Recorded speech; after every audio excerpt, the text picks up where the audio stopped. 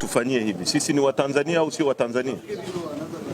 No. Kwa sababu sikiliza bana, wewe ni kiongozi, umekuja hapa, sisi tuko kwenye ofisi yetu, mnapiga mabomu, mnatuharas, tuna haki zote za kuzungumza na Watanzania katika nchi hii. Kwa nini mnatufanyia hivi?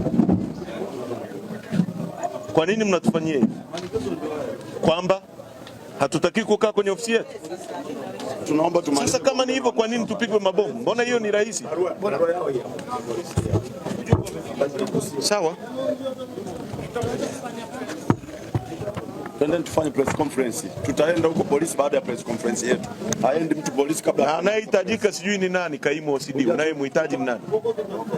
Unahitaji uongozi wote wa nchi nzima tu, hata walioko Dar es Salaam. Ndugu waandishi wa habari, naomba nikaribishe